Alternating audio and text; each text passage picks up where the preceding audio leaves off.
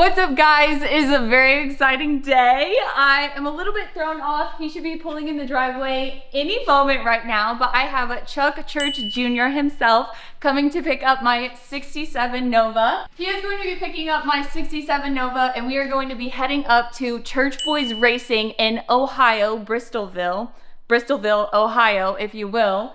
And I am so freaking pumped. This has been a long time coming. Last night, it literally felt like the night before Christmas because I have been looking forward to this day for so long. I'm holding my phone because he was texting me telling me that he had just turned onto the road. So this is so exciting. I was gonna take you guys along and show you what all we're packing up today, but I will probably just show us putting that in the car trailer because he should be here any moment now. Okay, so he hasn't quite showed up yet.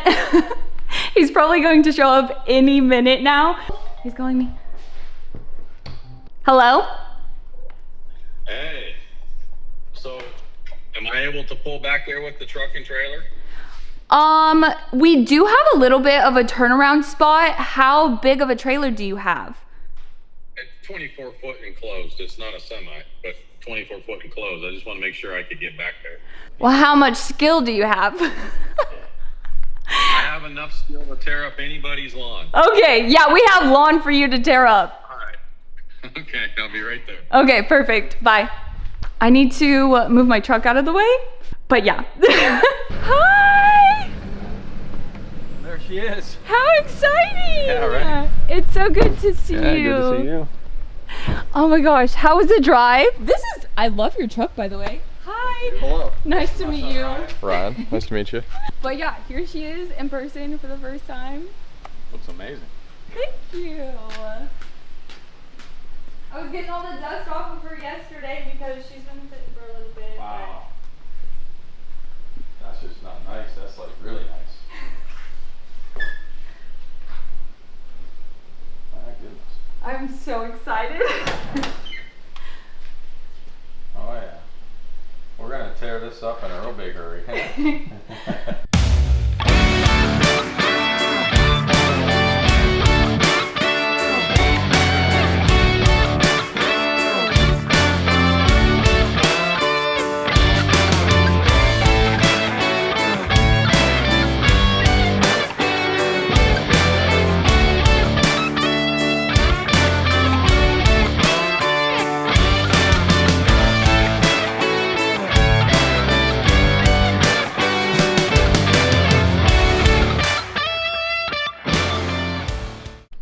You guys, it is official. This spot has not been empty in my garage for almost an entire year. And she is officially picked up and she is going to Nova Heaven, and Chuck Church Jr. is going to take such good care of her. This is an insane opportunity and experience, and I am just so forever grateful. Again, without you guys, I would not have this opportunity or this experience. So thank you so much for being here. Thank you for coming along on the process with me. I know him picking up the car is just going to be a blip for you guys, but it is one of the most exciting days of my life. And I know that sounds so dramatic, but you can have unlimited excited moments in your life, and that is definitely one of my top core memories now. I was so nervous because I just wanted to make sure that I had all of the parts that I needed with a list, making sure that we have everything and that this project is going to go smoothly. And so far, it is perfect. Like, it was so easy to load everything up and get everything put in the trailer. And it makes me so freaking excited to work with them because loading it up was so easy. Like, they just give you such good direction and they give you such good information. And I've already learned like 5 things that I can take with me the rest of my life, from certain ways that you turn a trailer, certain ways that you strap a car down. That was my first time loading a car in a trailer, and they just they just helped so much, gave so much information, and they didn't make me feel silly for not knowing how to do everything. And it was just the greatest experience ever of literally just loading up a car. I seriously cannot express how excited I am for this week. I am so blessed to have this experience and this opportunity. It is all because of you guys. As you can see, she is gone. Her spot in the garage is cleared. Chuck Church Jr. picked her up with his son Ryan, and she's now on her way to the shop, and I'm going to be there bright and early tomorrow morning. Just making her perfect. So I just got here, and you guys can see that he's not been unloaded yet, so I'm assuming that's going to be our first step, but we're going to go say hi to everybody first. Hello. It's looking really good in here. Yeah, it was a mess yesterday. Good morning. I'm Chuck Sr. Oh, Chuck's dad. So nice to Yes, meet you too. Yeah, I kept calling Chuck Church, and he was like, "It's Chuck Church Jr." And I was Yes. like, "Yes, Yes. Junior." He's just senior. They just That's say his name. senior. He's That's senior. it. Yeah. This is our first time filming and getting to experience this, so we're also like learning the process, but we're super excited.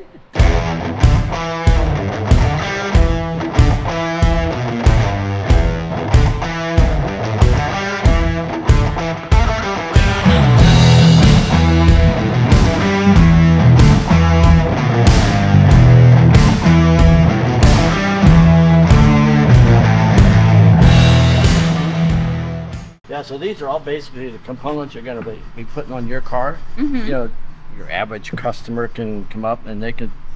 A lot of guys they'll order the lower arms and the sway bar and put that on, and that gives a big improvement, especially with their adjustments.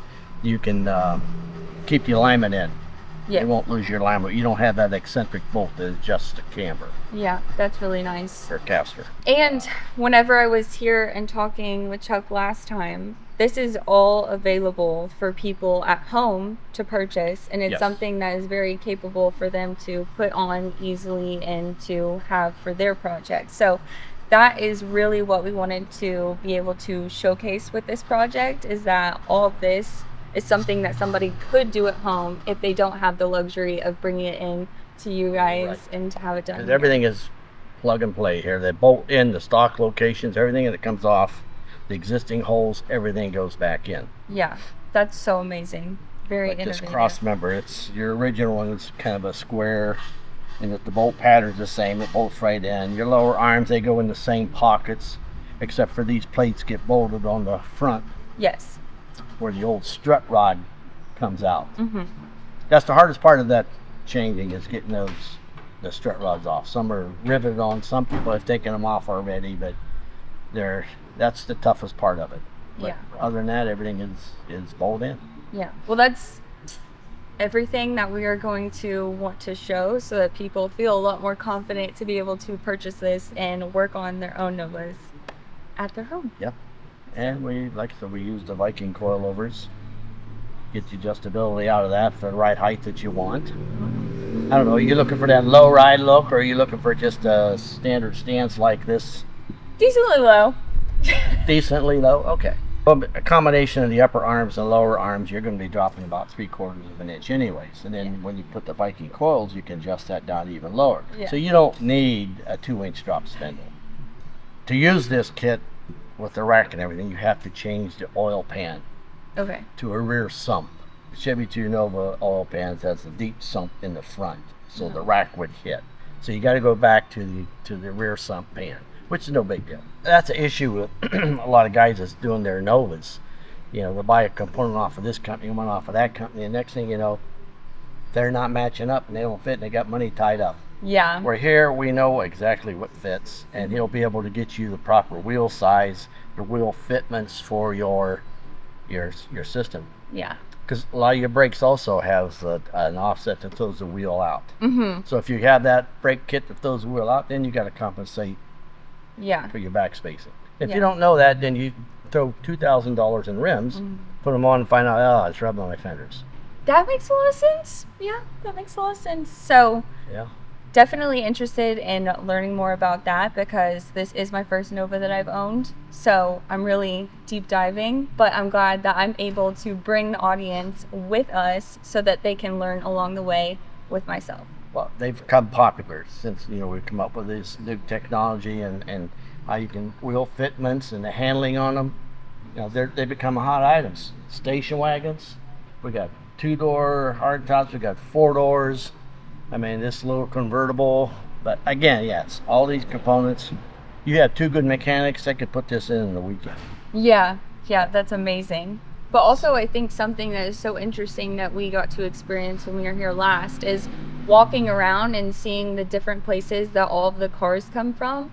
And in terms of Novas, everyone has like their specific thing that they like and the way that they want to keep it and the look that they go for, and they're very customizable, which is something that I think is super fun because you can have someone who wants to restore everything on it and have it super clean and nice and show car, and then you just have like the patina and the rowdy ones, and I just think that is so fun because they are so like characteristic and they have so many things that you can do differently to them and they all look amazing. Yep. Everybody's got their own style of how they want it to look. Some people like the low ride, some people like it stock height. Yeah, and that's something that I do enjoy is that there really isn't a wrong or a right way to do it, because sometimes when you get certain makes and models of cars, people are like, oh, they shouldn't have done that or they shouldn't have kept it like that, and it's like, you know, there's plug and play with Novas, so that's what I really like because you can basically just show up and enjoy them. Well, we've had cars that come here that, you know, true SS cars, and they had us tear everything out. The front end, we put the modular front end, we mini tub them, put the rear ends in them, and put all the modern stuff on it. It doesn't devalue the car. It does not. Yeah. I mean, if you got an SS, you want to keep it original. I mean, that's fine, but also upgrading is increasing quality. The way to go. Yes. And you could drive across country. Exactly. You can enjoy it more, and that's what it's all about. Yep, enjoying the ride. Good morning. You guys got here on time, huh? Yes, of course. We were like 6 minutes late, but I was like, I know, Dr. Pay already. I adjusted the time clocks for you. And oh yeah. Well, I asked him if he even knew that you got in that late. He had no idea. I probably told him. Oh. But yeah, we were just talking over here about all of the stuff that we have planned to put on the car and, you know, what everything is, what it does, basically. Do you know what it does? Makes it drive a hell of a lot better. You're gonna experience what it does once we get it all put on, right? Yes. So yeah, it's gonna be an easy install. Everything bolts in. Actually, the longest part of the install is the tear down. Yeah. Taking the old stuff off, that's the hardest part about it. Yeah. But it's really not that bad. And we were talking, the main thing that we talked about last time that I was here, and then also for this project, is to be able to show people at home that this is something that they can order. They can order all of this and they can do it themselves at home if they don't have the luxury of coming here. Yes, absolutely. That's It's always an option to come here. That's how it started. So yeah, what is our game plan for today? Is it to start on the teardown? Yeah, so we didn't, obviously we'll unload the car. We didn't unload anything because you guys weren't here yet. You were late to work. First day on the job. Right.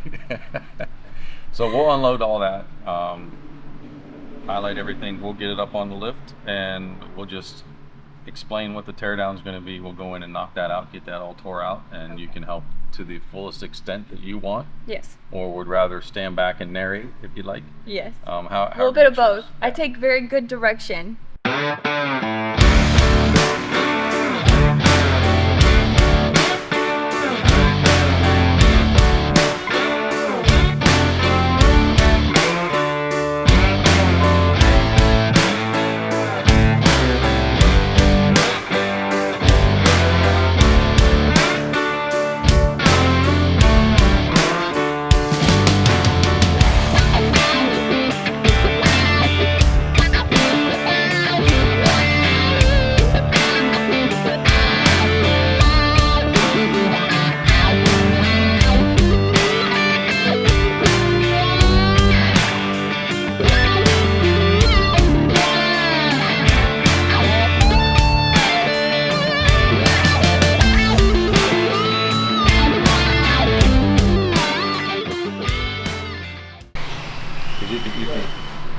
eyeball that back wheel and then come up to that front wheel, you can see how much is turned just because of the suspension.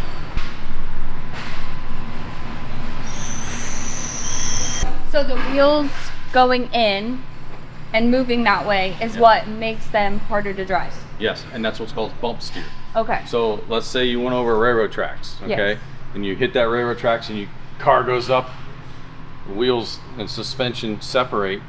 Yeah. Because of the bad geometry, the wheels actually turn themselves without you doing anything to the steering wheel. Yeah. And now the car's all over the place. Yeah. When we put the rack and pinion kit on, we'll re-video, re-photo, and the wheels will be basically straight up and down. At the same time the wheels lean in, they're actually leaning in at the top as well. So they turn in and they lean in. There's just all kinds of movement going on that you don't want. Yeah. And your dad was mentioning that that is like the misalignment, and then Yep. it continues to happen over it's and just over annoying. again. Mhm. So once we have the full kit and caboodle on, you'll be able to see that the back wheel and the front wheel will be straight instead of leaned in, and that's how you can tell the difference.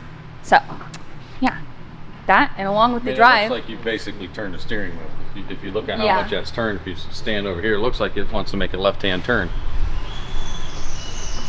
And then on the driver's side, it looks like it wants to make it right. Yeah, that is crazy.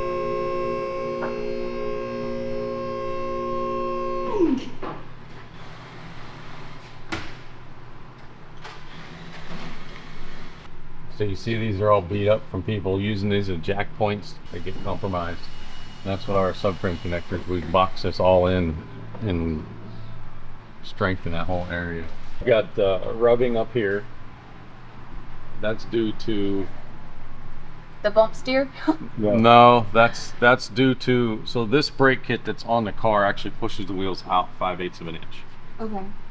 And a lot of off-the-shelf rims are not the proper backspace for our early cars. Yeah. So you get an improper backspace offset on the rim, and then you get a brake kit that pushes the wheels out. So now the wheel's sitting out here too far, so then every time you turn you can see the paint, see the paint raw. Oh, that's rough. Both sides. So if you can move the wheels physically in a little bit more than a 1/2 inch per side, then you alleviate tire rub. Okay. So first step is all of this is coming off. Yes. Okay. So lower control arms, all the steering linkage, sway bar, brakes, wheels, upper control arm, all that stuff's coming off. Okay. Perfect. So Kind of fun. now that the car is actually up on the lift, we're discussing a few things that we're starting to notice or see, or options that we have. And we're also trying to figure out the best way to explain and show you guys why we are choosing what we're choosing and the choices and options that you have as well. Yeah, so a lot of these cars, you know, the Riddler wheels, a lot of these wheels are really nice. Yes. The problem is you go to a tire store, you go somewhere and you ask for a certain wheel. Okay, I got a 67 Nova, I need these. Oh yeah, we have these right here. They're 7 inches wide and they got 4 inches of backspace, or it's an 8-inch wide wheel and it's got 4 1/4 backspace. Great, love them. I'm gonna take them, put them on, take them home. That creates a situation where there's not enough backspace. The wheel needs to be inboard more. Yeah. Instead, it's out here. On top of that, while I'm in the process of putting new brakes on, or not new brakes, but new wheels, what I want new brakes. I want to look through there and see disc brakes. So you buy this, you see this advertisement for a set of disc brakes for these early Novas. The problem is they're fashioned after, say, like a Camaro or Chevelle or 68 to 72 Nova. This brake kit pushes the wheel.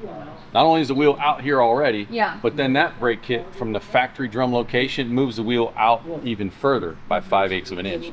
So you can see the witness marks up here on the fender because the offset of the rim and the offset of the brakes, and now every time they turn, they've rubbed the paint off on both sides of the car. And that's where, yeah, you get the rubbing. And we can discuss that. You know, it's there's things that we can do to make it work. You can either get a better offset on the rim, leave the disc brakes, leave the rim, and get a better situated brake system. We sell the Willwood kit. Brings the wheels in like the drum would have been. Yeah. So that also pushes everything in. But in your situation, you may want to do both. Yeah.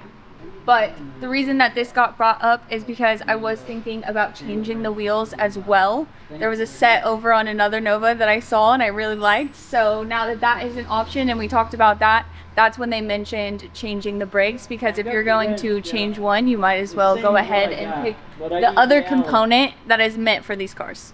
It's two different options. You can do the rim with more offset, or we swap out the brakes and leave the rim. Yeah. Because just by doing that 5/8 of an inch, we got to tape measure and show people 5/8 of an inch. So thumbnail to the thumbnail, that's that much room. Okay. So if that tire, it works. They were driving this car, but yet it was rubbing. So if they could have gained that much room up there, it would have never rubbed. And that's all because of the brake kit. Yeah. So if someone were to find themselves in a situation like this, They have options. they have options. Yeah. And the biggest thing is most people need to call and ask. Yeah. Will this It's a backspace case by work? case situation. So Because you're going to see these rims all day long at a swap meet, all day long on eBay, all because they're an off-the-shelf wheel. 9 times out of 10, you need a custom-built wheel with a custom offset for these early cars. What people need to do when they have this rubbing issue and they don't have the components like what we have here available to us, what are you going to do? So the only way you can get your tire away from rubbing this is to jack the car up, lift the front of the car up, separate that suspension. Previous owner has installed these spring separators to raise the front of the car up to keep that tire from rubbing on here. So they're just all which is the what little you clues. don't want to do, and was reiterated that it is not a safe way to achieve what you're looking for, which is why, It's a Band-Aid. yeah. All right, so the tear down, so these are rivets. These rivets are gonna have to come off so that this will come down.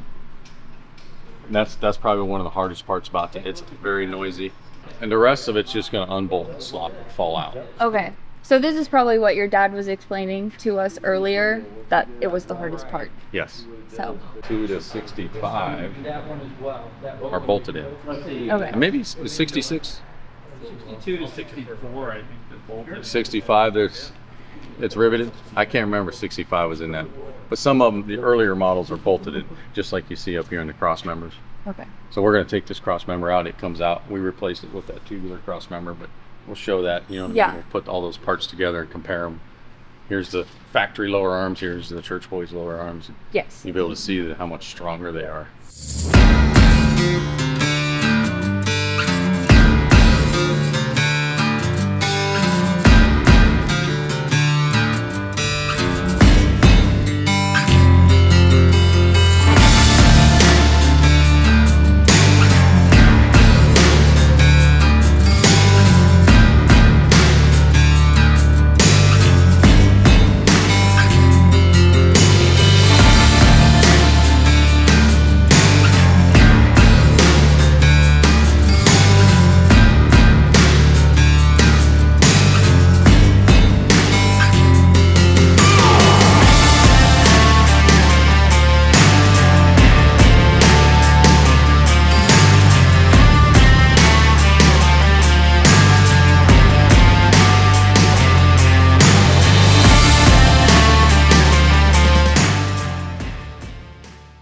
So the upper control arms, I've done 2 things to allow these to bolt on and correct the geometry. One is I've moved the ball joint toward the back of the car. That adds positive caster. Okay. So this control arm goes on the car and the ball joint gets moved back. And when you move the upper ball joint toward the back of the car, that adds positive caster. Positive caster is what gives your car freeway speed stability and helps the steering wheel return back to center. Okay. So if there's no caster, so you go to the grocery store and you take your buggy and you walk around, that wheel keeps going like this. Yes. That's because it doesn't have caster. It doesn't know if it wants to spin around and go forward or spin around and go backwards, the wheel. Yeah. That's why that caster flops. Okay. So if you don't have enough caster in your Nova and you're going down the road, that wheel doesn't know if it wants to stay going forward or if it wants to flip around and try and go backwards. So Yeah. the more positive caster you have, the wheels laid back, better stability. Okay. So how I did that was I have an arrow on these cross shafts, and that arrow faces the front of the car. And you can notice that the bolt pattern is offset on this cross shaft. So when you bolt this up into the factory holes, the whole cross shaft, this whole arm is moved back. See the difference here? Mm-hmm. So that's what moves it back. Mm-hmm. And that's so that when you bolt it into your factory chassis, no other modifications are done, you just bolt it in and now you've gained positive caster. The other thing is I've changed the pivot point. The pivot point from here to here has changed from the factory location. On the factory control arm, and I'll show you on the stock one, the factory control arm, you can see the bolt holes are right in line with the pivot point where it mounts, okay? On mine, the pivot point has changed. So this would be mounted on the car like this, got it? The pivot point is lower than the mounting point. That changes the geometry for camber gain. We'll talk about camber gain later, but that's the second thing that we do with a bolt-on item for the stock Nova to achieve better geometry and better handling. Okay, so follow the arrows. Yep, the arrows go to the front. So when we install these, we're going to install the bolts from the engine side in. So when it's mounted up there, this bolt's going to be sticking out in the engine compartment. Once we put the new engine in with the headers and stuff, we'll go back to this bolt and we'll show you how close the headers come to these bolts. So we put the heads this way, come from the engine compartment in and bolt it through like so, so the nut and everything is to this side of the car, which makes no difference, and it gives us as much room as we can from the inside. Okay. In terms of like torquing anything down, so do you guys kind of just get everything on the car and then go back and tighten things a specific way? These here, we get all the bolts in, and then we tighten them up. Okay. There's no torque sequence on those plates. We're Okay. actually just triangulating the front subframe with those plates, just Okay. the same as the factory plates did. Good So to this know. one here is arrows facing forward. So which side of the car would that one go on? This side, right? Yep. So what I'll do is I'll climb in here.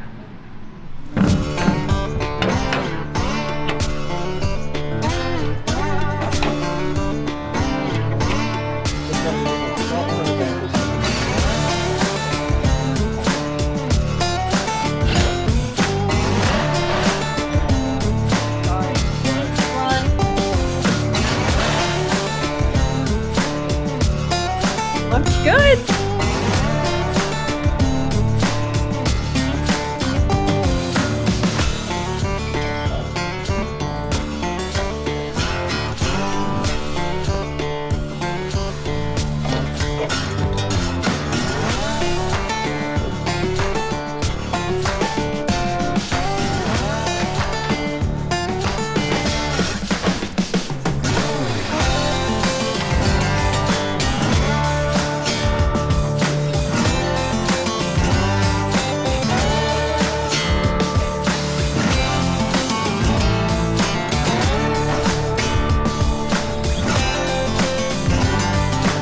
There we go.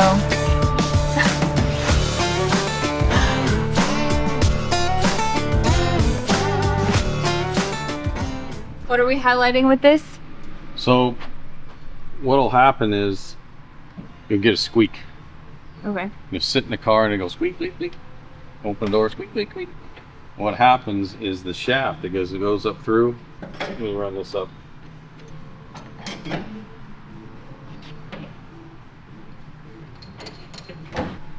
So as it comes through the top on the shock tower, see how this isn't centered? It wants to favor the inside of this hole. What happens is if it doesn't get centered right out in the very beginning, we want it to be centered. As this car moves and bounces, it rubs right here. So we need to pull this up.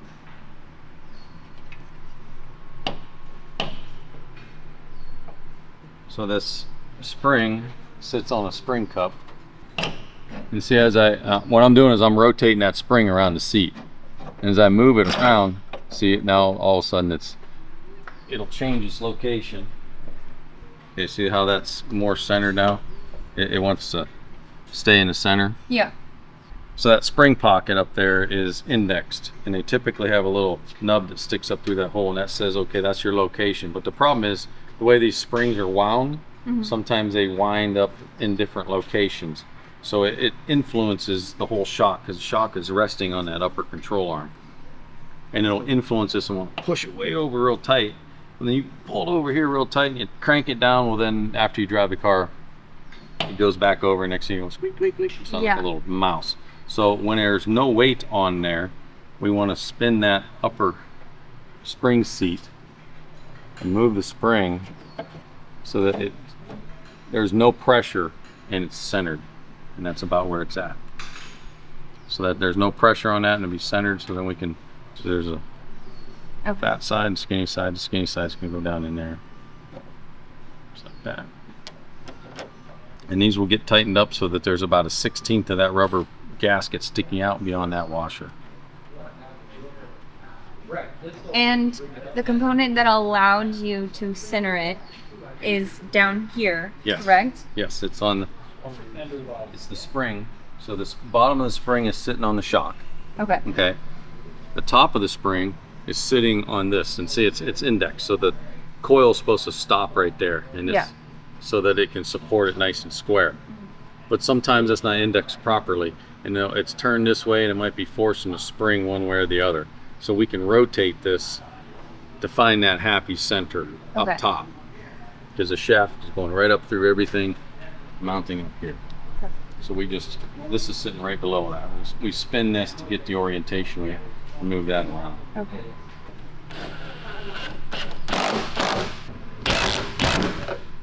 Yeah, there's the lock nut.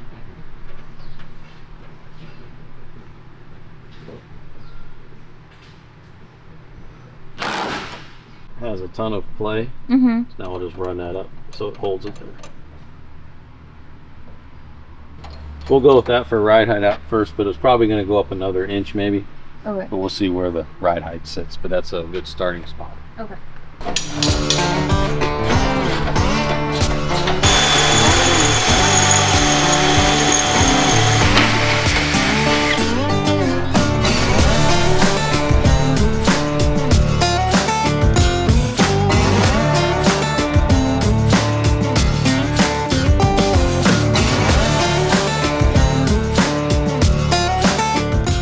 What are the purpose of these? Those are your sway bar bushings. Okay. So there's going to be a mount that goes on here and holds it to the frame, and then this hooks to the bracket that goes on the lower control arm, so it helps in handling. Okay. Stiffens up your hand.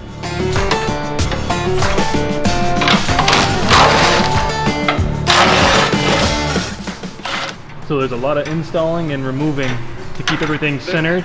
Yeah, but to make it easier as well. That too. Yeah. You gotta get it so it's straight and then Exactly. go back.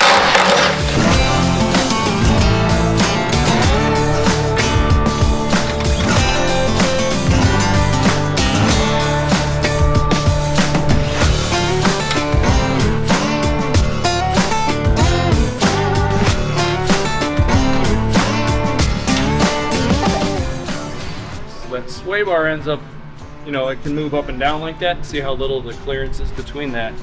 That's where that bolt would be. Yeah. So we move it to here. Here, I'll give you the bolt. Okay.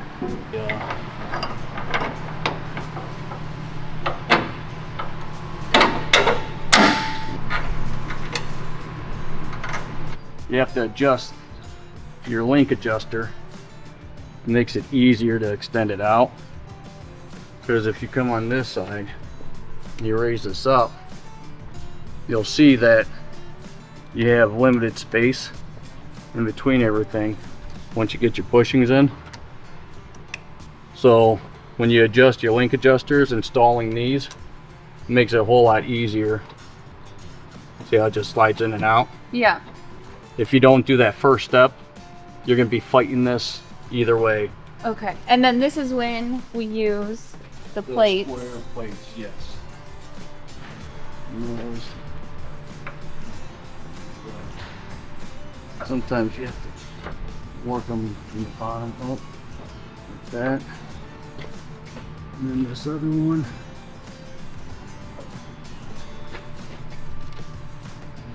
Same way. And when we're gonna stick it in this way, so the head's right here. Okay. How many flat washers? Two? Two. Okay, put one flat washer on there. because that helps keep everything tight. And then I gotta bring this back. Alright. There we go. Well, that's okay for now. And then you just gotta work it through a little bit.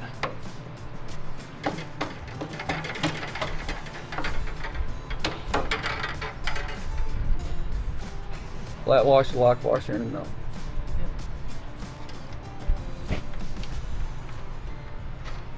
At this point, I mean, that's pretty much it. You just tighten this down, Yeah. which we can get to. And if you look right here on the inside, there's gapping. Mm-hmm. That's what those bushings are for. Okay. And as soon as you tighten all this down, this will compress a little bit. Okay. And all this, when we're done installing, we just go ahead and tighten the link adjuster back down. So it gets everything lined up pretty close, and then Yeah. when we get the spindles and everything on, we can adjust all this, because that's where your alignment and everything comes into play, is using these to get the camber and everything all squared up and right and in and out. All right. That's super awesome.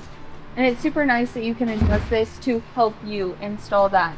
Yeah. That's a really nice feature. So how's it going?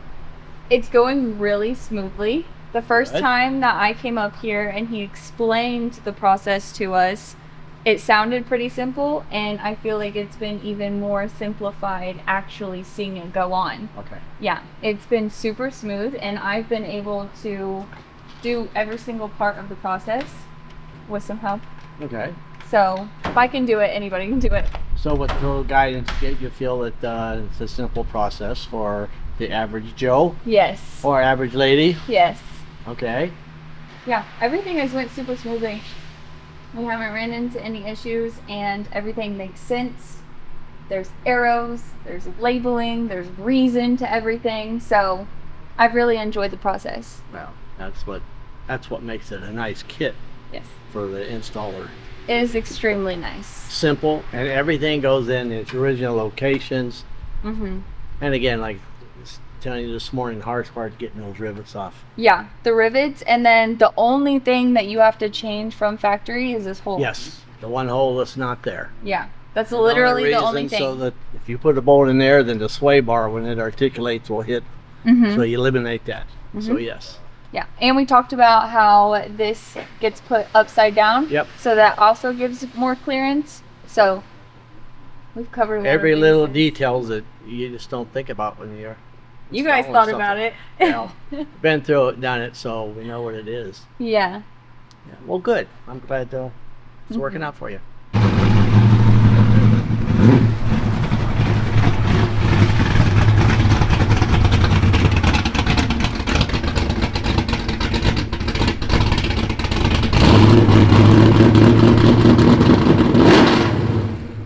We had to check out Ryan's car. Yeah, rumpity rump. I know, what the heck? I'm just putting all this stuff on. All right, take her off, boys. Let's do it again. Sure, Chris. Start over. Okay, so the last time that I was in here, we had these on. Yeah.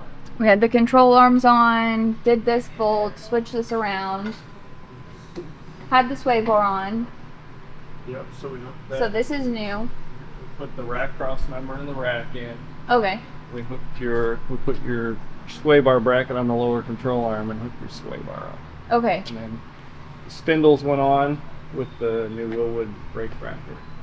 Is there anything specific that you had to change around in terms of something facing a different way for clearance or? No. Okay. Pretty straightforward. We do put blue Loctite on these bolts that go into the spindle, and there's a spacer there, and then you got a couple shims. So when you bolt this tight, there's shims that go in here to make sure that it's perfectly. Aligned? Yeah. Okay.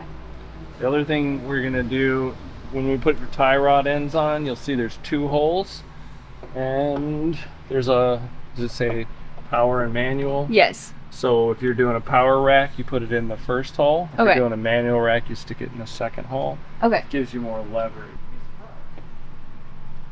Perfect. I also asked if there were guidelines, and he said that there were, in terms of where to set these, because you guys have measurements here off of other cars that you've worked on. But he said that basically the measurements are like roughly about 5 inches. Yeah, so we go from the center line of bolt to the end of the tube. Mm-hmm. That gets you very, very close for an alignment, but then you have to go to the alignment shop, Yeah. and then they'll adjust this with this turnbuckle, lengthen or shorten it. Same with here. You get the camber and the caster. That last car that we did, it was within like 1/8 of an inch of that and a 16th of an inch of that. So it does. It's come very, out very, very close. Yeah.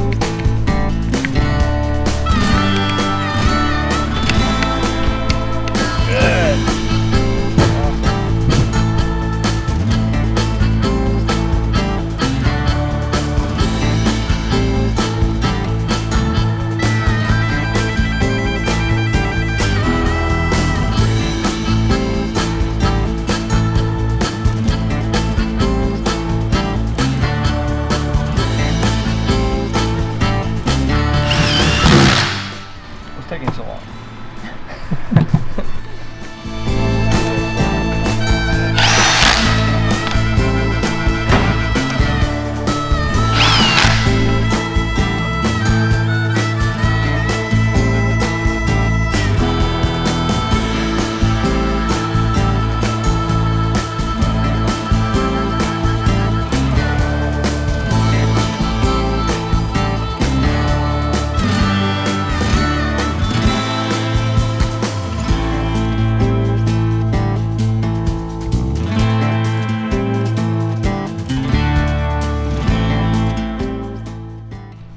Gift. So what you got to do is trying to get grease all inside this thing. So Okay. you take it, you push it against the palm of your hand like Okay. that. And after you do it a few times, see it start to come up through the top. Oh, okay. Yeah. You gotta go all the way around until it's completely packed.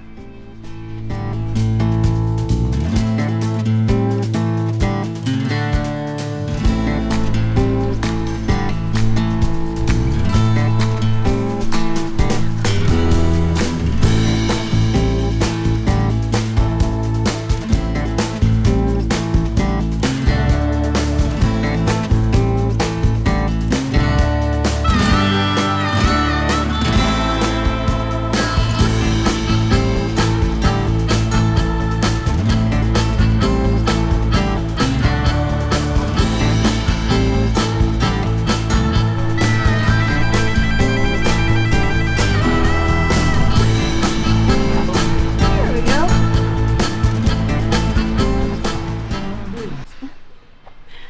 So we ordered a few things for this today to get parts that would actually work. One of them being the oil pan. Yes. Do you want to walk us through what we got today to replace, why we're replacing it, all the good stuff? Yep. So the oil pans, not all pans, are made the same. And when we go to the rack and pinion, the rack, this would be your oil pan underneath the car. So the rack is going to run right underneath here. Okay. If the pan is too deep from the block to the bottom of this front sump right behind the harmonic balancer, if it's too deep, it'll sit on the rack. You won't be able to bolt the engine up. Yeah. So we have a dimension that we measure from the pan surface to here. It needs to be 4 inches or less. And you can see we're right at 4 inches with this new pan. And this one, we were On that one. Yeah. It's like, So yes, it's a little bit oily, but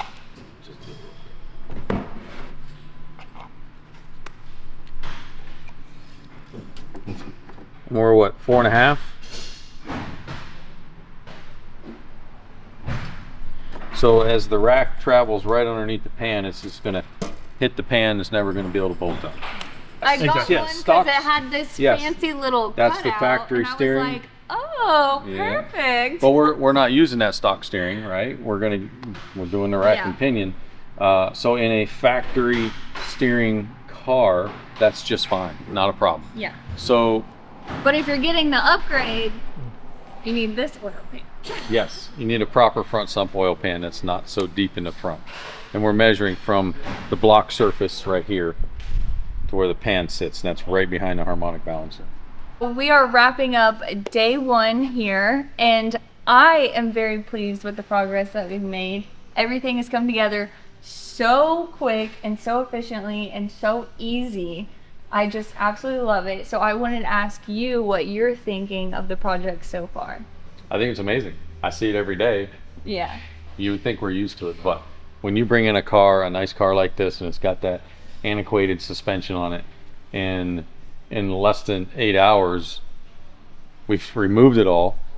Upper control arms, lower control arms, big sway bar, power rack and pinion, tie rod ends, Willwood brakes, coilovers. It's a complete transformation, and it isn't just a restoration. It's get it done, get it out and drive it, and miles of smiles. Yeah, which is something that I think is still so shocking because we talked about it the first time that I was here about how easy and efficient it is and that people can do it at home. And, you know, I had a little doubt, and I also thought that it was because, you know, we're going to be in a shop and we're going to have all of these people. And even though there was multiple people working on it throughout the time, there was only like 1 or 2 people working on it at one time specifically. So people would come in and out and everything, but all of this 2 people could do.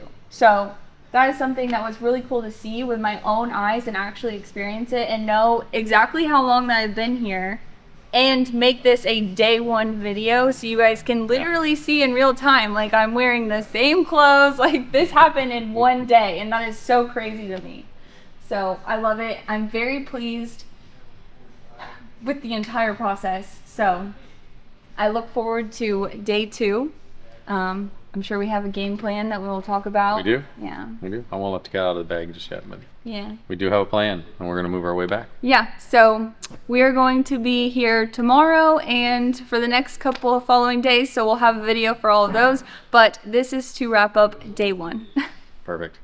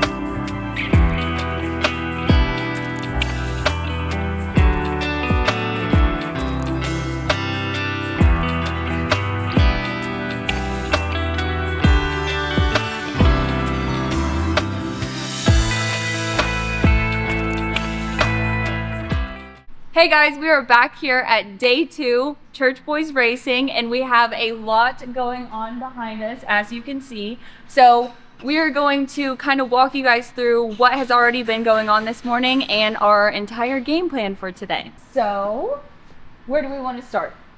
Well, right in front of us, we have the engine that you guys brought to us. We're getting it prepped for the TKX 5-speed. We're going to put the bell housing on. We're going to index it, make sure it's perfect, not out of round. We want everything to be perfect. Once that's established, we're going to put that engine down in the car.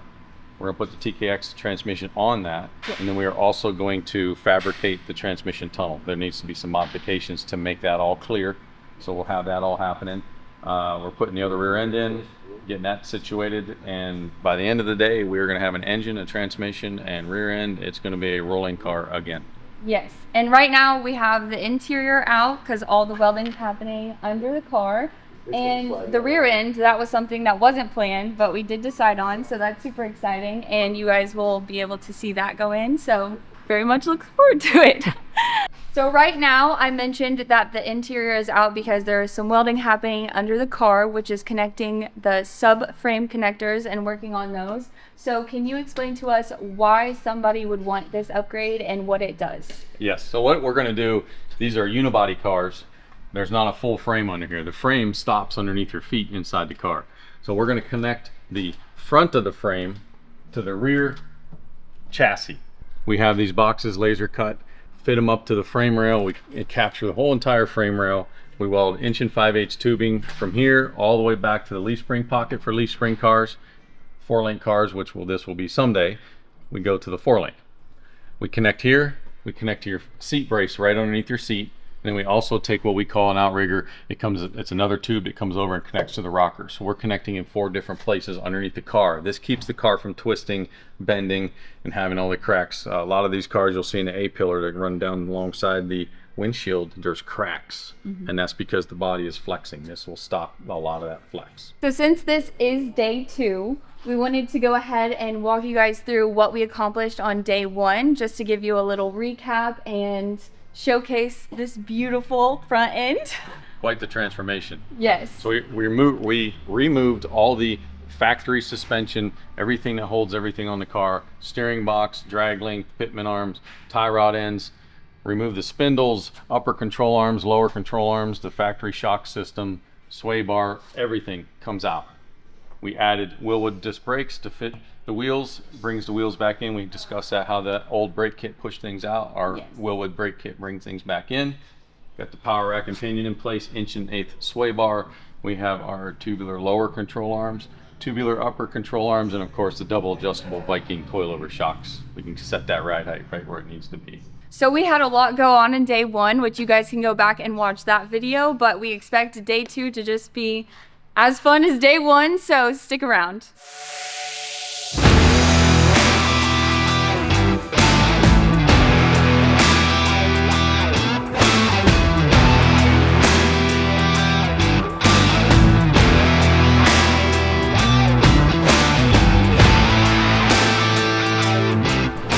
There's no retakes on this.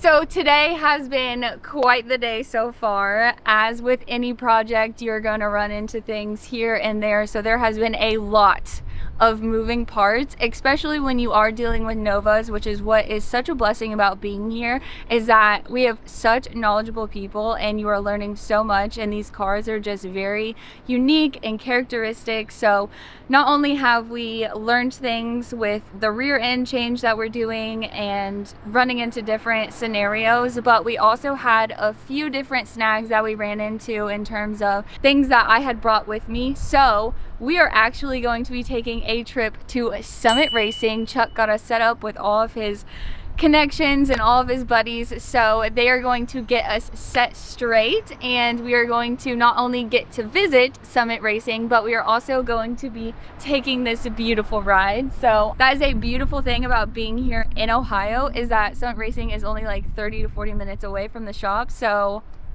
I love it. I'm so excited.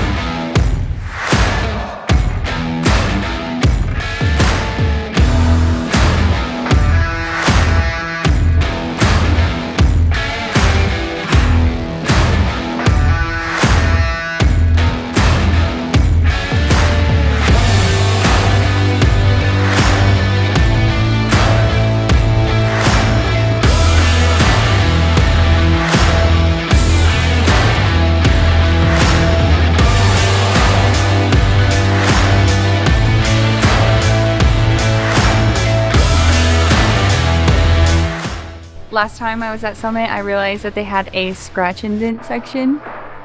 I don't know how I didn't know about that beforehand, but it is definitely such a cool area to check out if you ever come here, because you can get some insanely good discounts. So in the meantime, while we're waiting on a few other things, I'm gonna be in this area, probably getting stuff I don't need.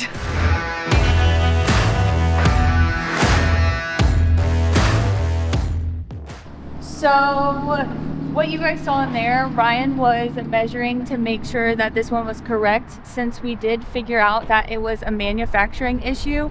There were a few different brands with the same manufacturer that had the same issue. So once we found one with the correct measurement, we snagged that one, and I went ahead, purchased this.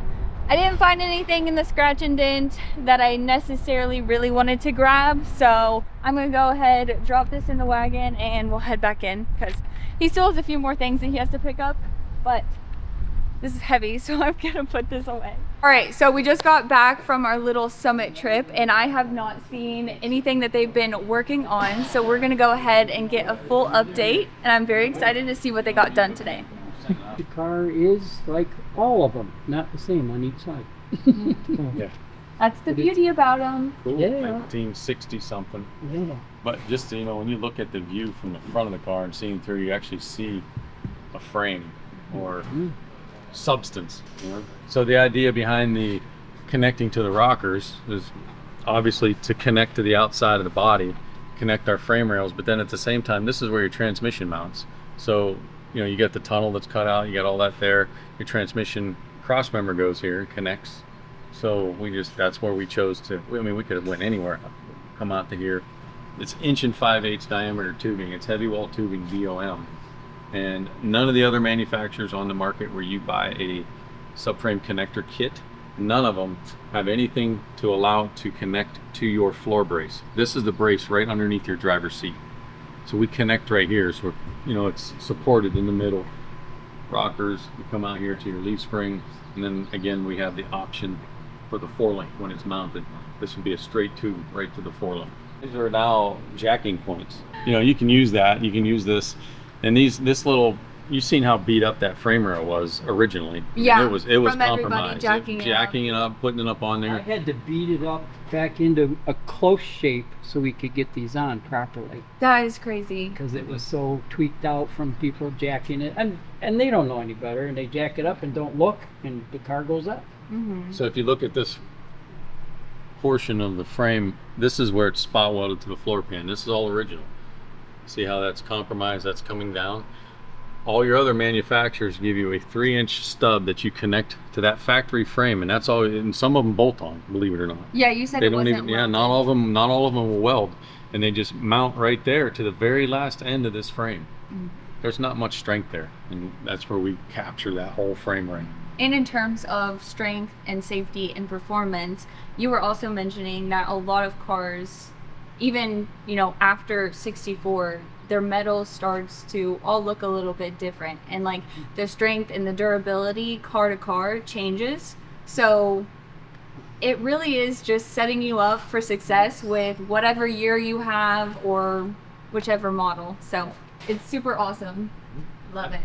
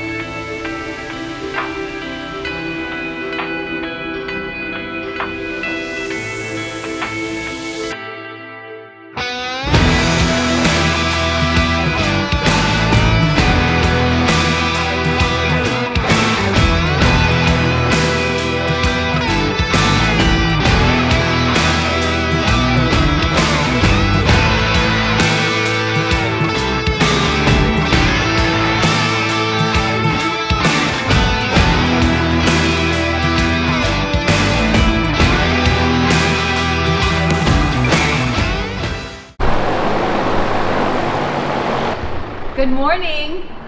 I'm just turning that off for a short second. We heard that the bottom end is painted Bottom to of the car is match. painted, the rear axle is painted. So everything underneath is clean and painted. Okay. Jeff has taken out the old heating box. Okay. We took the heating hoses out because we're going to install part of the vintage air this morning, because it's easier to do it when the engine's not in there. So we're going to get everything mounted in the car, Okay. at least on the interior side. Okay. And then we'll put the engine and transmission in. So you're doing the vintage air on the inside. Yeah, because the bolts come through the firewall. Okay. So without the engine in the way, it's a lot easier to get to some of the bolts. Perfect. So there's your old air heating box. Super Factory dusty. stuff. More wall art. More wall art. We got the bell housing centered. You have to have that centered on the crankshaft because the run out has to be less than 5/1000ths of an inch. So you can see some measurements there. It was off. Basically, it's 31 thousandths. It was 31 thousandths too low. Okay. So we got some offset dowel pins that move the bell housing up 14 thousandths, which gets it within that 5/1000ths range. Okay. And that's And because this was set up yesterday. yeah, we set up Working the on depth this. on the throwout bearing. So that's all. There's supposed to be between 100 and 200 thousandths of an air gap between the face of this throwout bearing and your clutch fingers. So we're at 120. Okay. So they said that they're installing the internal part of the vintage air. Mm-hmm. So I don't know if we can lift the car. We can lift it up. To show a little So bit. we'll leave him in there. We'll lift it up. We'll go have our brunch. We'll come back and see if he's No ladder. Yeah, that's right. We actually did that to my dad one time. You remember that? Oh my god. I think we're bleeding. Was it Matt's car? We was bleeding the brakes. Matt's over Asians. He was up in there. He was the bleeder, and we had him up on the lift, and we took the ladder, and we all left out of the garage. Nothing but the security cameras to rewatch the footage. Well, that's a really long drop for him. Yeah, he needed a parachute. Little G.I. Joe ones that throw it and jump. Column is installed. Rack is connected to the double D shafts. So in our kit, we supply the customer with both double D joints, Borgeson joints there, and the double D shaft to go between that. That's all part of our kit. Okay. So, looking at it, and I could be wrong, so you can correct me, but it does look like some more has been cut out where the transmission is going. Yes or no? Yes, absolutely. In order to put the TKX transmission in here, we have to cut out a portion of the tunnel in order to get the pinion angles correct. So your engine angle is actually at 3.5 degrees. If you put that transmission up there and go until it hits the tunnel, your engine's going to be hanging down too far. So in order to make all the geometry correct, we have to actually cut out a portion of that tunnel. And the wrong pinion angle is what people run into when they just bolt it up instead of making the proper clearance for the actual new transmission to go in. Because something that I learned is that Novas actually have one of the smallest transmission tunnels on them. So whenever you're going to have a higher horsepower setup or put in a bigger transmission, a lot of people want to cut corners and they want to bolt it up, but they're always going to run into issues. Even if you don't think that you are. So that's why it's so important to make the proper clearance and the proper cutouts. Exactly. So this is going to be day 3 on my Nova project, and today's goal is to set up the vintage air on the inside, drop the engine and transmission in, and kind of get it set up and placed so there won't be this big open hole here anymore.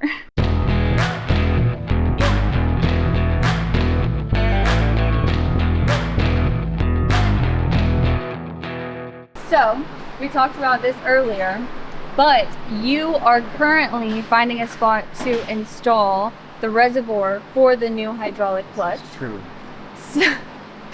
So, why did you decide on that spot, and do you think that it was a good thing? Main reason, it needs to be higher than the cylinder inside the car. So, do we have the Yes, actual clutch? I can get Oh, that. Yeah. There it is. Because you explained it to me perfectly earlier. I was like, that would be awesome. So this is show people. the cylinder that operates your hydraulic clutch. Our reservoir needs to be above this level to feed it properly and to work properly. So I've learned through trial and error, it can't be too low and it won't work. So on the Novas, I found a place that's higher than the line of this cylinder, which is similar to your brake cylinder, master cylinder, as far as elevation. So when we mount your reservoir here, low enough for hood clearance, but high enough to provide your clutch with For it to be proper- higher. Mhm. Yeah. And were you talking earlier? I didn't quite catch what you said. Is there something that's not factory that's been done to this car? On the interior side, there's American Auto Wire brand of wiring in there. They attach their wiring beside this. That's what I noticed on the inside. There's still some factory wiring remaining on this car. So is that something that a lot of people would run into, or is that just specific to this car? No, typically, if your car's been untouched or you haven't rewired, this will be in this place. Okay, perfect. Good to know.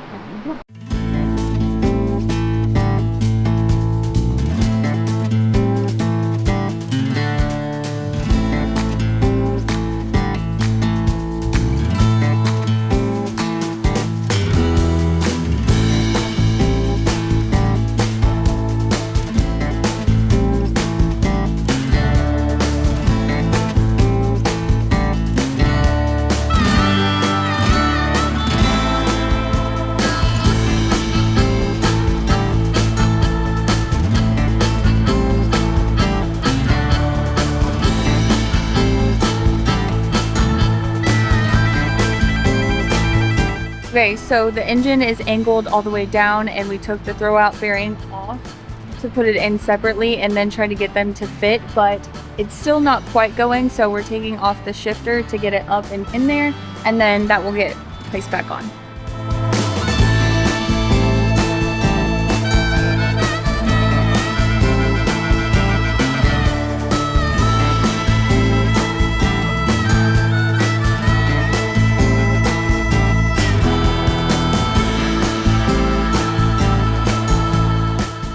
So everybody's taking lunch right now, and I don't think I've ever been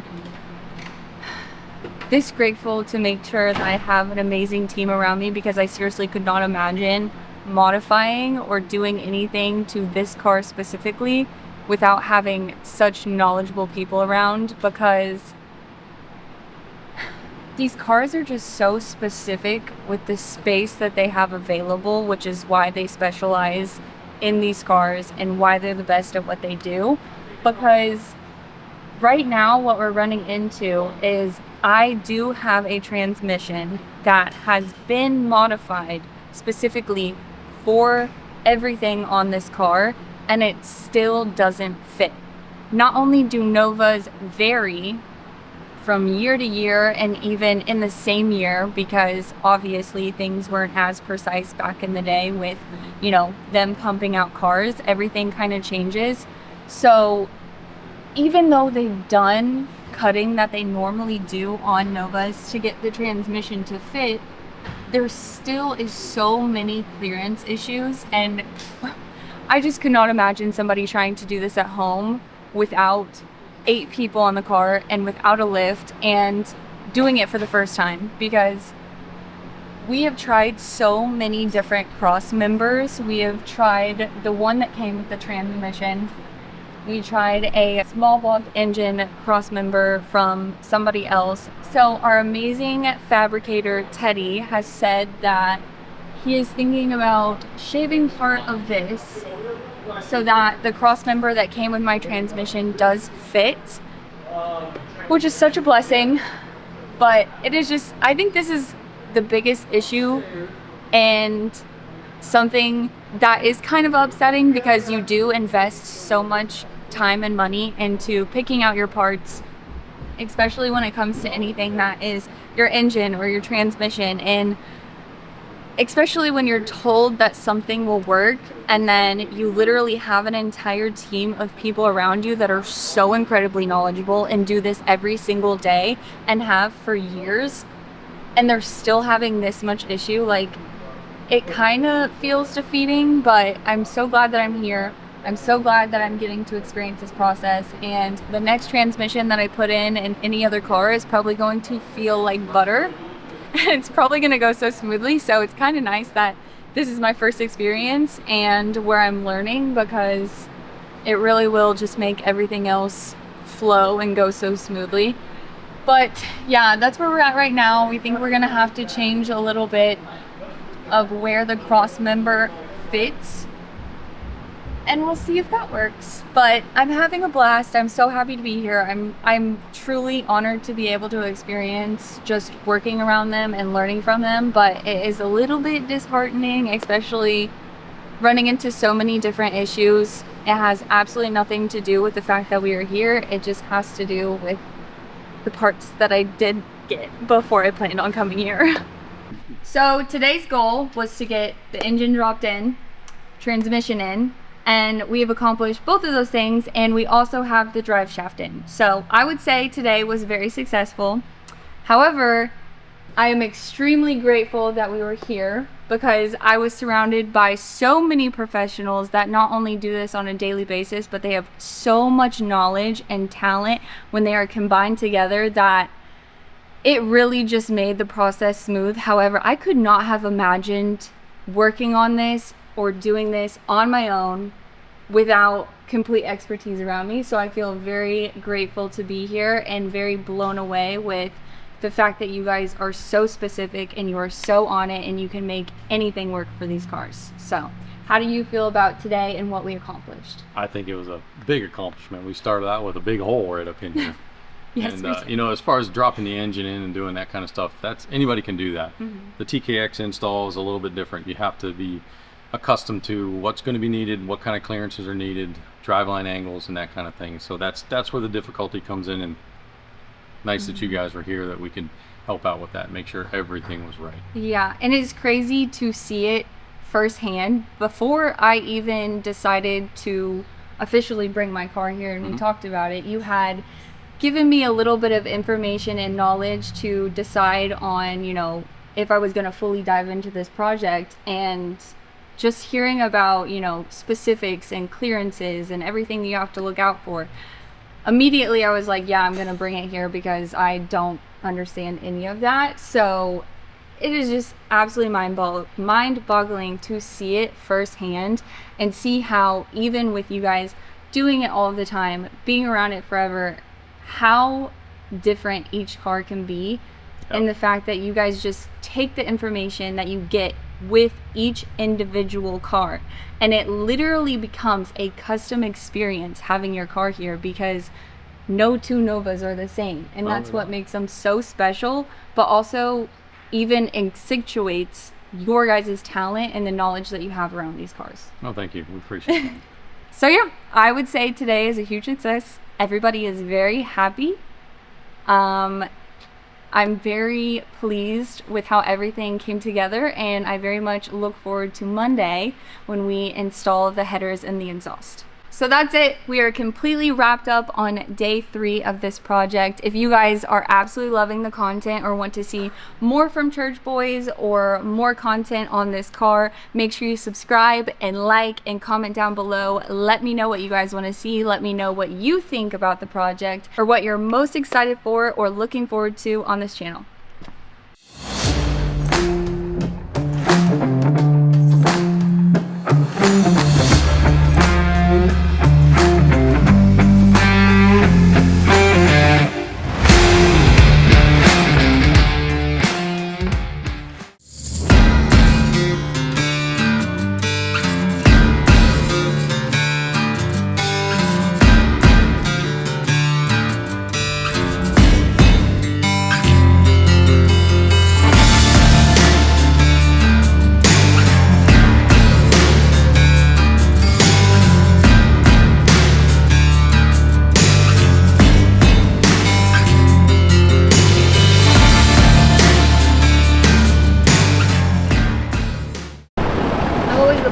We're turning all the fans off. Alright, so in order to turn the fans on again, can we get a little recap on what we got going on here? Because we've been in the office for a little bit. So I know we're working on installing the exhaust system. Huh? You want to lower it down so we can see what we did up there? Yeah, yeah. So what were we working on this morning? hooking up the vintage air Right. on the outside, cleaning up the wiring. Shorten up the fuel line.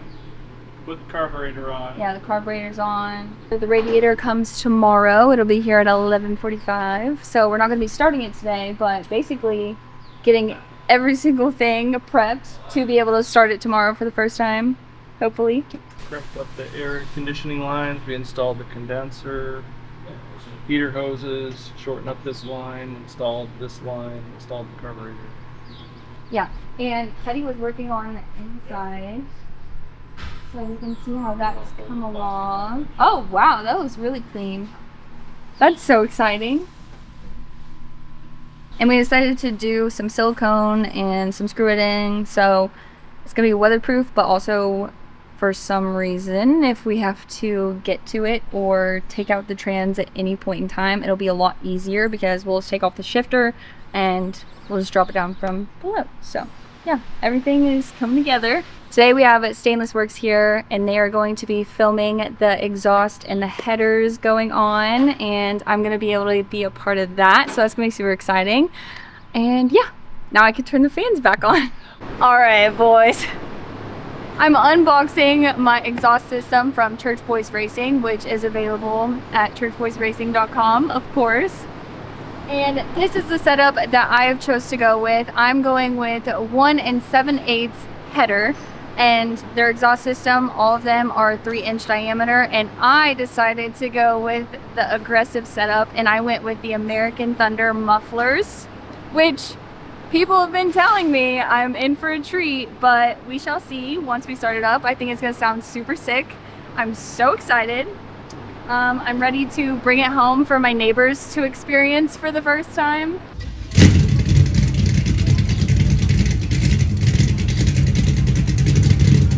We already have the headers unboxed and over there on the floor. So this is just the actual exhaust. And then I don't know if the mufflers are in this box or not. I feel like I have those unboxed too. Oh, here they are. Yeah. Okay, so the mufflers are in here. I did get 2 sets just because I got super excited. I do have the standard mufflers at home, so those are just as fun and just as exciting. But I saved these treats for here. And these are the ones that we're going to be installing today. It's the American Thunder mufflers from Church Boys Racing, also available at churchboysracing.com. So if you guys have a Nova or have a project, all of these systems are compatible with the leaf spring system and the triangulated 4-link setup that is also available at churchboysracing.com, which I've not done yet, but I do plan on doing in the future. So that is good news for me because I'm not going to have to change out my exhaust system when I do go to a 4-link system. Bad boys out of here. All right, so they're over there talking about how cool my headers are and how excited they are to put them on with me. So exciting. So I'm just laying these out and trying to match them up. I honestly don't know which piece comes first. I'm sure it comes with the instructions, but I also have a team to teach me how to put my exhaust system on, which I am super excited about because I have never installed exhaust, headers, anything. So I am super excited to learn. Not only am I being filmed with you guys, but I am also being filmed with Stainless Works. So all in all, I am super excited and I am freaking ready to rip. It's also like 93 degrees outside today, so I am very appreciative of the team that is not only installing these with me, but kind of helping coach me and teach me along the way, as well as 2 cameramen that are filming this for you guys so that you can see it and be a part of the process because it's freaking warm.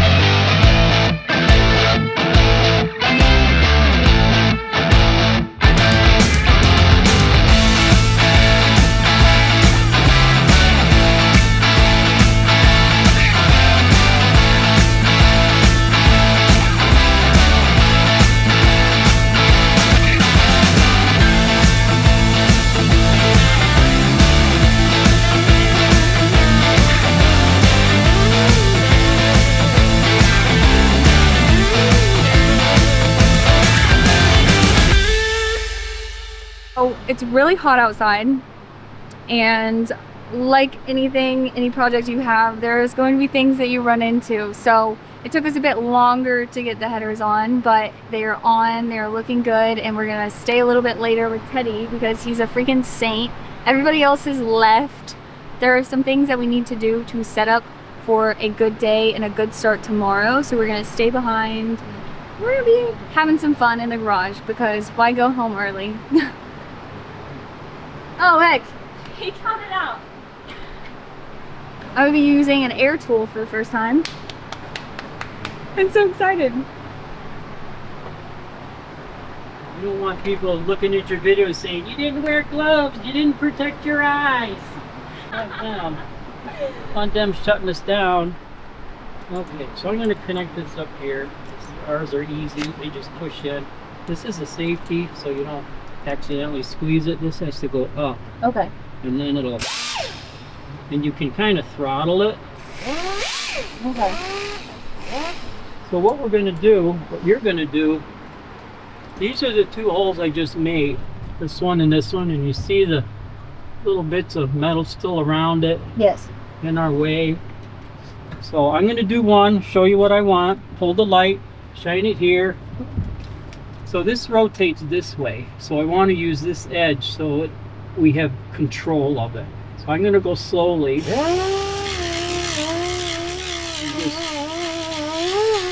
get the paint off of it. That's what I need to have done on that side. Okay.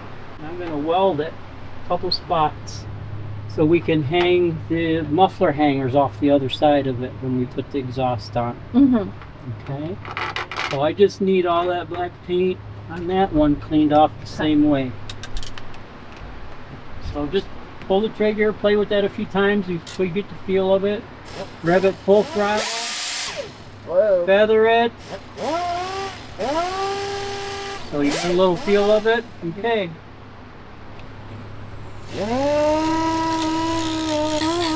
Don't worry about taking too much off. We'll paint it afterwards.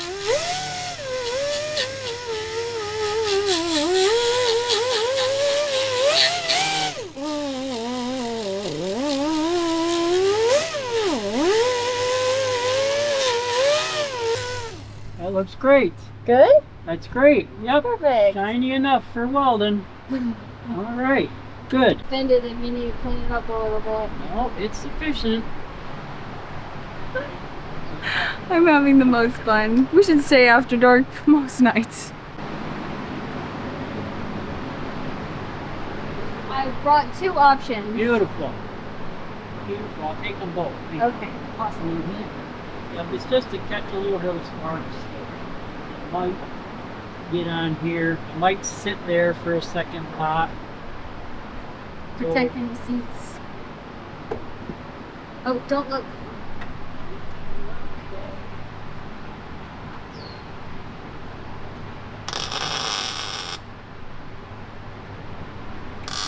You painted before? Yes. Okay, you ever use one of these? No. It's just, all it does is a button that presses down on this for you. And then makes your, Oh, sweet. and those two My name on it. don't have to, it doesn't matter if you're sloppy or not, we just want to get some black paint on them.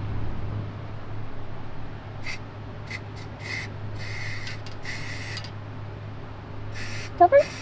Yeah. Beautiful. Does it need more than that? Is that good? Nope, that'll help cover it. Yep. Maybe just one or two. Anywhere for you like to put it. Yep. Perfect. Good. Thank you. Two for good measure.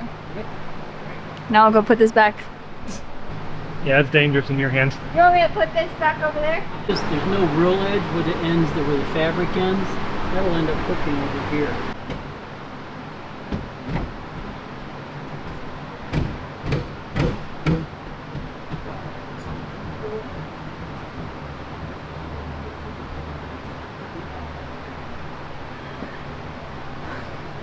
I couldn't show it who's boss. So Teddy's in there. Thank you. You're welcome. And You just make a pile of the screws out of the way. Okay. There we go. Teddy made this beautiful piece of artwork right here, and we mocked it down, made sure that it fit, and now that we know it fits and it's gonna work, we're going to lift it up and put some sealant on it and then tighten her back down. It's gonna be a mess when we put it on, but that's okay. Do you want to do this side? Yes, go ahead. Do you go over the screws or right around the screws? Right next to them, this side of them. It doesn't take a lot of squeezing to get it to come out. We don't need a lot because it's going to fit pretty snug all the way through her. This, give a little extra right there. Okay, a little extra there. Okay, continue on.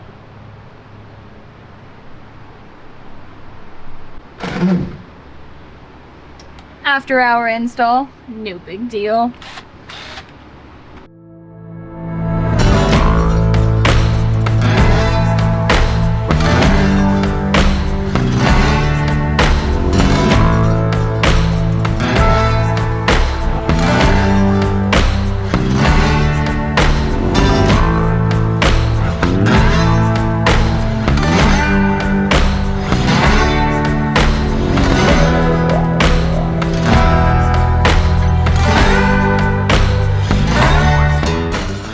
We are officially putting the exhaust in.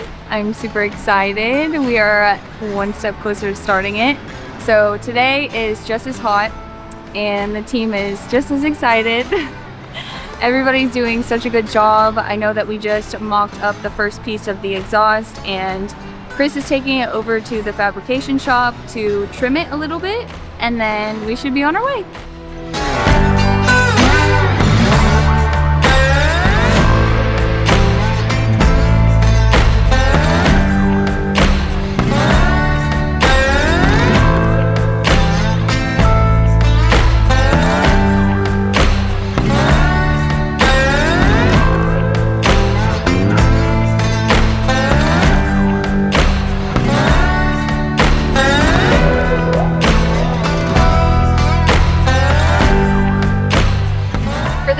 I went with an Entropy radiator, which my car is going to absolutely love in this heat. Again, today it is very hot and I feel very confident in my decision picking this radiator because I know she will keep everything nice and cool, so I don't even have to worry about my car overheating because Entropy got me set up. So once I get this officially out of the box, we'll kind of talk specs and everything that goes into detail with it. Entropy was a company that was designed around a lot of different things, including talented TIG welders, engineering, and a goal to cool high performance and high horsepower setups that can normally have a difficulty time cooling. So instead of having a 1-inch core in the middle, they have 2 1-inch cores to cool, as well as having 2 fans with a combined 3000 CFM. Entropy is also extremely picky with the products that they put out, and everything is such high quality. They actually mention that 1 in 50 welders that are qualified on paper will actually end up working for them. So that's super cool. Like, they're very specific, and looking at the radiator and seeing the welds, I definitely know that they mean that because this thing means business. So obviously, if you are in the market for a radiator, this is the brand that I would recommend. This is the brand that I chose to go with, but especially if you have a high performance or high horsepower, hard to cool system, without a doubt, Entropy is the one that you are going to want to go with. So yeah, we can match.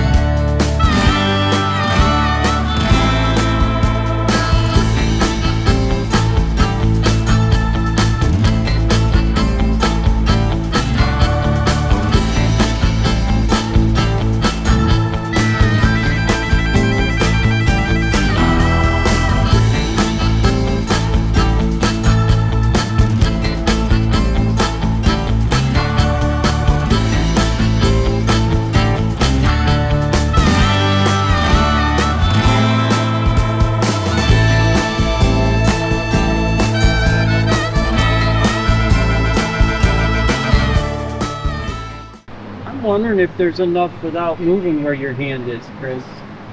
Just in the rear to reroute? Maybe, but I have a tunnel. Just to come this way. If you need more, I have a ton of hose up front on one of them. We're trying to move the fuel line back a little bit because there's a lot of slack in the front. So we're clipping all the zip ties, and we don't know if we're gonna have to change the fitting or not. So keeping it away from the exhaust sounds like a good idea to me. Right at the bottom of the threads there. Kinda.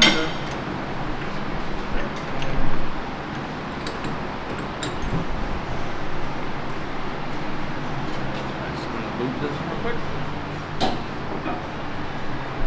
I did that. Done. Oh, go over here, let me try to do this. What happened to her? She was fine when I left. Like that.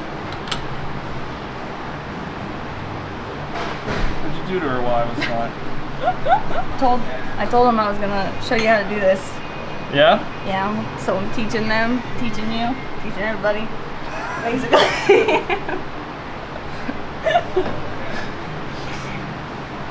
Heat's getting to her. I think it's the length of amount of time I've been here. I forget what I'm supposed to be doing. Still tighter? Yeah. There, now it's tight. Let them do the last part. Make You it did a good. great job. Great job. I'm a great teacher. She is. There it is. All right. You need that. You need that. You need your tool. It's catching on quick. Just like that. Here. Make yourself useful. I think I've been too useful. I'm slacking a little bit.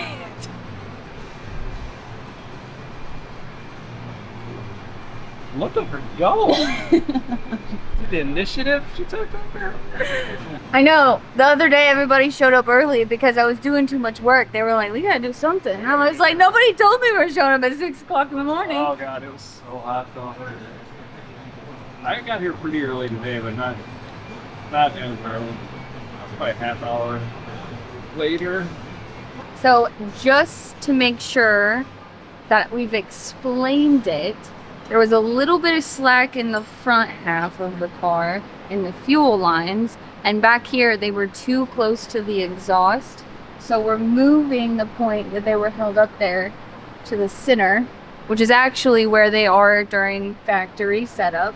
It's gonna be a better option than keeping the fuel line right next to the exhaust.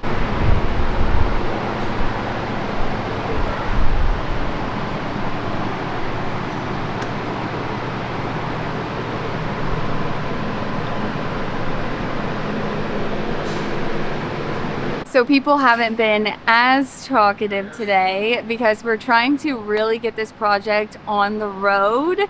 We were actually supposed to be done by today. However, I extended my trip a little bit because, to your advantage, the last 2 days that we were putting exhaust on, we actually ended up taking some more measurements and designing some new brackets, so that way people that order this exhaust setup from Church Boys Racing, they will actually have an easier and better time putting on their exhaust because there will be more applications. And like we have mentioned so many times, each Nova is so different. They just want you to be able to have all of the things readily available, especially doing it from home. They don't want you to run into any issues. This is supposed to be a slip fit, bolt up application, and it definitely is, and it's getting even easier. So today everybody is like really hustling and bustling because we did take the last 2 days to get those new measurements and design those new brackets and to really test things out and make sure that we're doing the correct thing. So now everything is getting pushed back a couple of days, so people are just really like focused in, and we are getting her on the road today.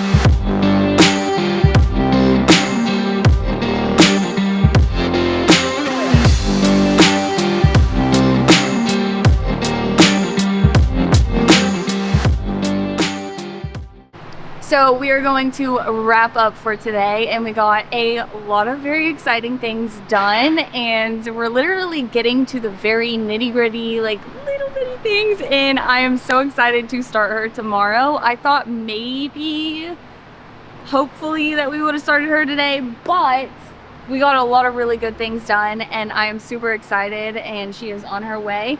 I'm so excited about it.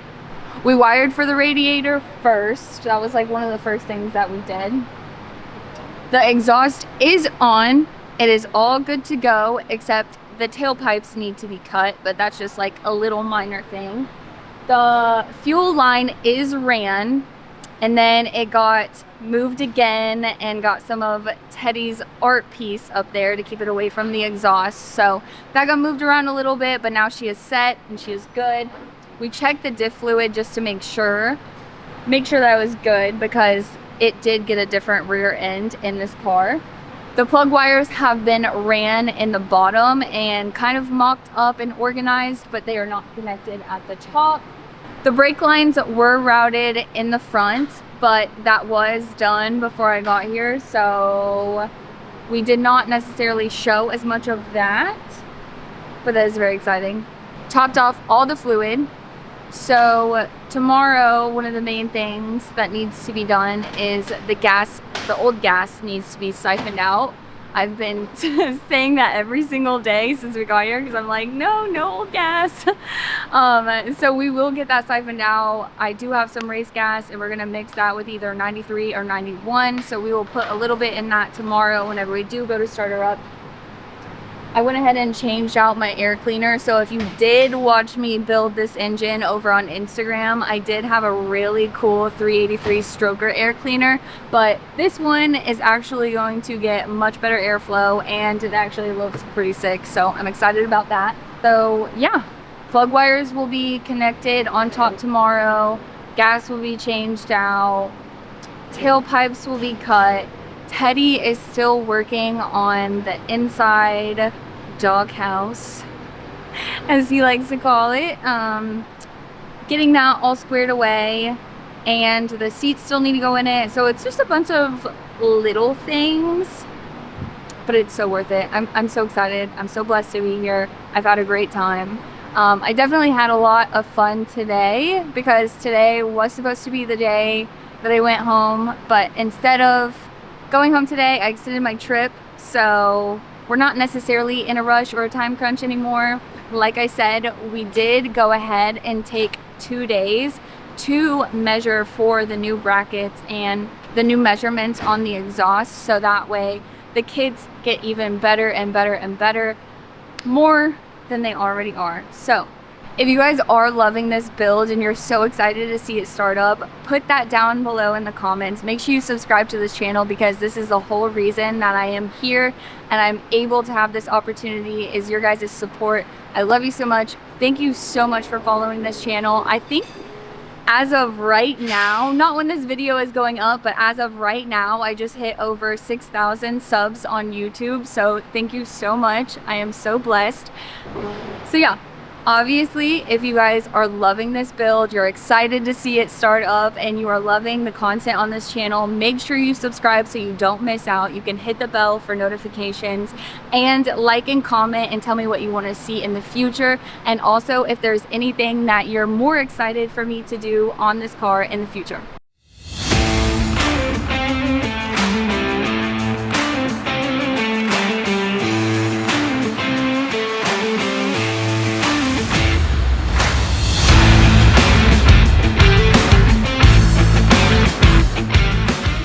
What's up, guys? There is a whole lot of emotions going on here. Number one being excitement. However, it is very emotional, very nerve-wracking. I have never put an engine that I built into something, such a big project. I've also never drove a vehicle that I built the engine for. So there's a lot going on. There's a bunch of butterflies in my stomach. I have already cried this morning. I tried to film this like 10 minutes ago and I started tearing up, and I was like, I don't understand how the only feeling people can feel is excitement, because I am feeling 20 different emotions all at once. So I'm so happy to have you guys here. I'm so happy to have you guys be a part of the build, and I can't wait to get this thing fired up and driving for the first time. But we will just see when that happens, how the day progresses, and you will get to see it all here.